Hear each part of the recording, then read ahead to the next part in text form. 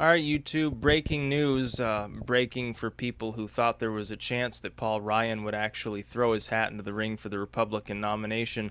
I predicted some months ago that you would see steadily some of the insiders, the establishment Republicans, would begin to come around to the fact that really, ultimately, they really don't want to commit suicide as a party. Some of them that had been pushing for brokered convention, yeah, anybody can sort of get in. It doesn't really matter. People are just total fucking morons, and they'll just vote for whoever we happen to nominate.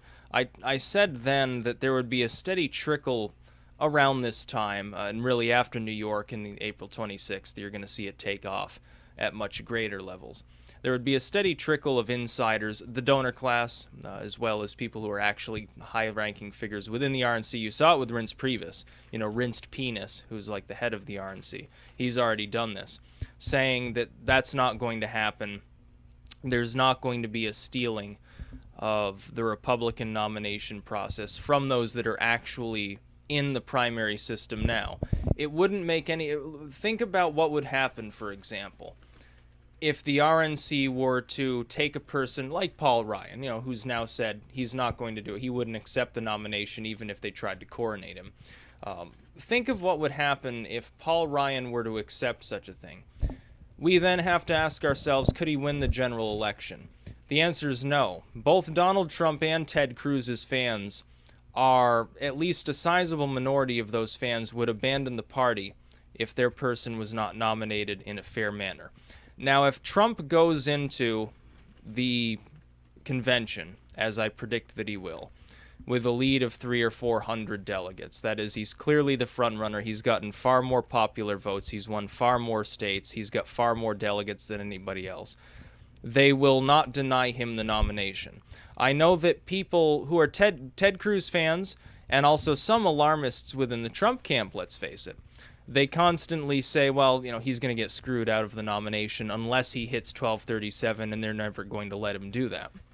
And the thing is, what you see with Colorado, for an example, it isn't some greater maneuvering of the RNC trying to deny Donald Trump the nomination. What it is the state delegation there is corrupt. Everybody fucking knows that they're corrupt. A lot of Ted Cruz fans now are saying something's rotten in Denmark because we know that something's corrupt. Really, it's hurting them in the long run. It's going to help Donald Trump. He doesn't need a state like Colorado at all anyway, in the long run, to get to 1237 or to get very close to that total. He doesn't fucking need it. He's already leading by 150, I think, delegates right now, or closer to 200, I believe it is. After New York, that will be almost 100 more delegates. After April 26th, he could pack on 150 more, depending on what happens in Pennsylvania. He doesn't need a state like Colorado. What it does is simply show that the state delegations, the lower-ranking RNC members and people like that, they hate Trump. They don't want him to be the nominee. The fact that they're jumping to somebody like Ted Cruz as sort of their savior is really funny, but the problem is they're not going to be able to do that anymore after April 26th anyway. Ted Cruz could win New York, win every delegate there, and by the polling on April 26th, he'd still be below the threshold for 1227. At that point, people are going to flock to Trump. Some Trump fans are convinced that there is a grand conspiracy to deny him the nomination. I think that there are plenty of people who are very pissed off about the fact that he's the front runner. I think that there are some people who would pull out all stops to try to stop him. That's a minority view within the RNC. Most of the people within the Republican Party itself, while it is a corporation, and while many of them do have more in common with Hillary Clinton than with some members of their own party, most of them will bite the bullet. Mitt Romney might not. Mitt Romney might get up on stage and say, oh, this is outrageous. How can we nominate this person? I'm going to go out and campaign for Hillary. What the fuck good is that going to do? It's just going to prove the same point that both Trump and Sanders have been making the whole fucking campaign. The fact that Paul Ryan is bowing out saying, I would not accept the nomination, the nominee will be a person currently in the race, limits us to 3 people. There are only 3 fucking people left in the race. Now, we know that Kasich can't get there, and the odds of him winning on a second ballot are 0 as well, so it's not going to be John Kasich. Even if he won every fucking remaining state, he'd still be in 3rd place. So what's the fucking point? It's going to be Donald Trump. He's going to be the Republican nominee.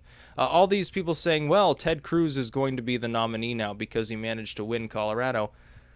Colorado is a little bit of a non-issue. Yes, it shows the corruption. Yes, it shows that Ted Cruz is now the establishment pick. It really doesn't help them in the long run. He's coming from a severe deficit going into a slew of states where he's not particularly competitive. He's, 20, 30 points behind in the state of Pennsylvania. And even with the arcane rules there, you would expect that Trump, if he has any ground game at all, which he did honestly have a deficit in Colorado and Wisconsin, he'll win there. He may not win by a particularly large amount, that's true, but all he needs to do is have one or two more votes than the other guys, and he'll be doing just fine. He's going to win Connecticut. He's going to win Rhode Island. Here are predictions, by the way. He wins Connecticut, he wins Rhode Island, he wins Maryland, and he wins Delaware. As for Pennsylvania, it then becomes a non-issue. Ted Cruz is already below the threshold because Kasich's going to gobble up some of those delegates in some of those states. Kasich has been a non-issue continuously now for months, and people are acting as though there's a grand conspiracy to rob Donald Trump of the nomination.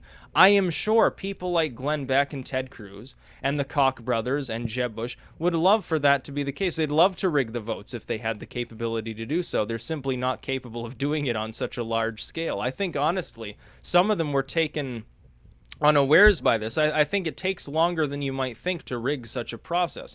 The problem for them is this. I think a lot of them thought that Donald Trump was honestly just joking about this whole thing until around the time of South Carolina, maybe even Nevada. I think they thought it was a bad joke. I think that they thought at first, Donald Trump is in it, but he won't file the paperwork. He did.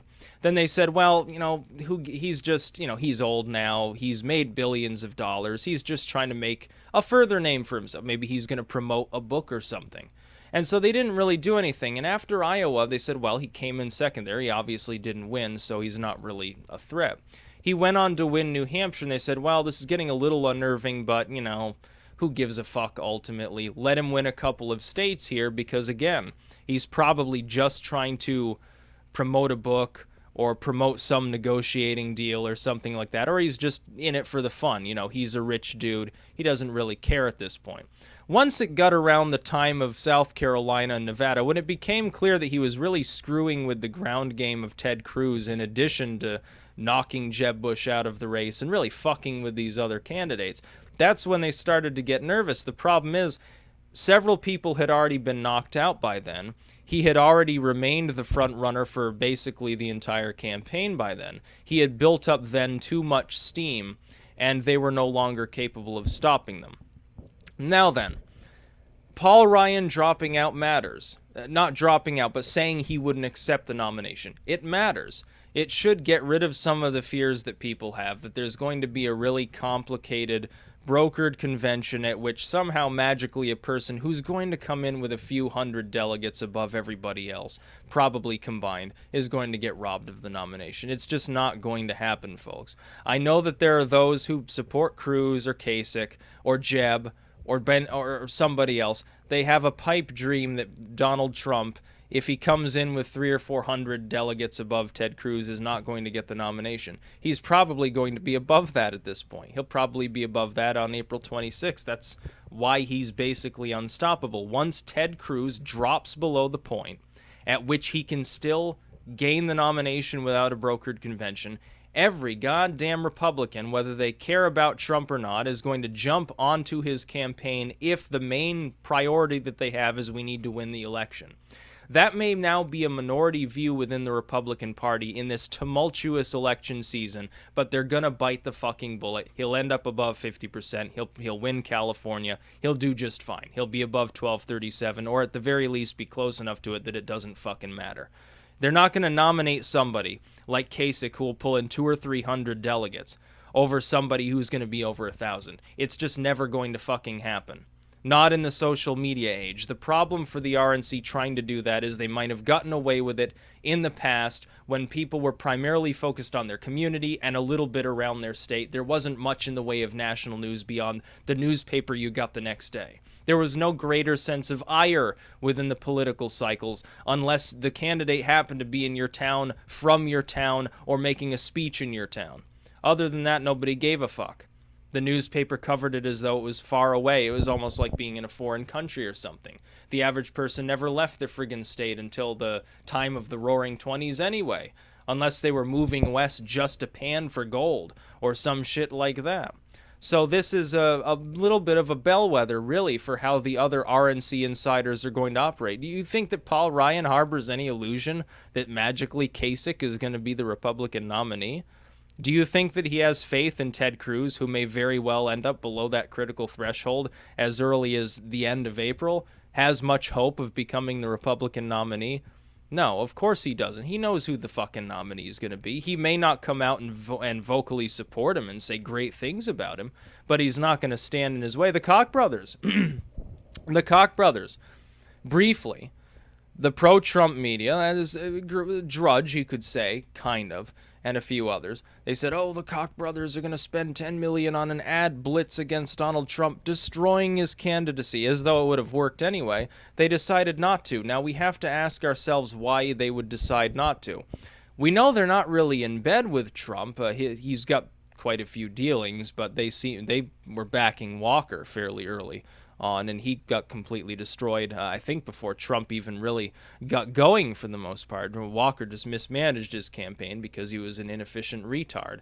And then his spiel in Wisconsin isn't really going to help anybody long term as far as Ted Cruz is concerned. The Kochs were rumored. It was rumored that they were going to get in and spend $10 million to derail Donald Trump's candidacy. Did it happen? No, the Kochs ended up saying, oh, no, we're going to sit this one out and let it play out on its own. You actually have an absence of the same group that the left considers the greatest threat to humanity, the Koch brothers. They talk about them constantly as though they're the biggest donor. They're nowhere near the biggest donor. They're down in the 40s somewhere. No, they talk about them like they're fucking boogeymen. These Koch brothers that supposedly control everything are taking a hands-off approach. They're not doing shit. Probably because they know they'd get outspent. They're not willing to destroy their own personal fortunes when they can simply wait until after the process and then try to wheedle their way in afterwards. No, the Republicans will fall in line. I've predicted this for some time now, that most, not all of them, but most of them will fall. Now, you might see Lindsey Graham and John McCain, a few other bitter neoconservatives, really pissed off. They're not going to make it easy for Trump. If he were to get elected, they would certainly be among those that would make life a living hell for him if it's possible for them to do so. Whether or not they're successful remains to be seen, of course. No, but they're not going to really stand in his way because they don't really know what to do. They've never waged the kind of campaign that Trump is waging, which is primarily based on social media. The concept is you use a completely free platform and use your pre-existing social media presence to get people irate. Then the media covers you. It's free coverage. You don't pay a cent for it. He's the only one running that kind of campaign. Bernie Sanders has the help of many fans that do it for him, but it's not as effective. That's why he's not the Democratic frontrunner. He could have been. If he was willing to do the sort of shit that Donald Trump does, he probably would be the Democratic frontrunner. By the way, there is now, I will revise one thing that I've said. There is now a possibility that Bernie Sanders could actually pull this off. It's still an outside chance. It's remote. I would still say the highest chance, it's like a 99% chance Hillary Clinton will be the Democratic nominee. But we may have underestimated Mr. Sanders. We'll have to wait and see how the next slew of states actually play out. But he's within biting distance in New York, which is, I don't think, something anybody could have predicted. Certainly not me. I was wrong on Wisconsin, of course, but then again, I was going on polling that was all over the fucking place. But I mean, in New York, it's pretty straightforward. Trump is going to win. As for Hillary or Bernie, it's almost too close to guess. I would have said, like a month ago, I would have said, well, Hillary, of course. Now it's not so certain. If she loses New York, her campaign might be toast. So we'll have to wait and see how New York plays out, and then thereafter, if it's a close race especially, we have to look at April 26th, really see how the Democrats are going to do. Bernie Sanders actually now has a possibility of pulling it off, which, who would have thought it? An old Jewish socialist from the state of Vermont might actually be the Democratic nominee. By the way, don't bother, again, as always, don't bother believing the poll matchups because we don't know who the nominees will be yet. I would say we're more certain about who the Democratic nominee will be because the DNC is headed by a former campaign manager of hers, but, I guess we can't quite count on it yet. We'll probably, after April 26th, I'll be confident enough to say who the nominees will be. And I'll give that prediction straight up, say how the rest of the states will go, because it should be obvious by that point. But no, there's no grand conspiracy to rob Donald Trump. A lot of that is put out by Trump fans, oddly enough, towards other Trump fans to get them irate, to get them out to vote in greater numbers. Good strategy, but it causes a lot of chaos. We've got to keep those of us who aren't on the Trump train or a Bernie bro or whatever. We have to keep a level head when we're analyzing such things. That's about all. Peace out.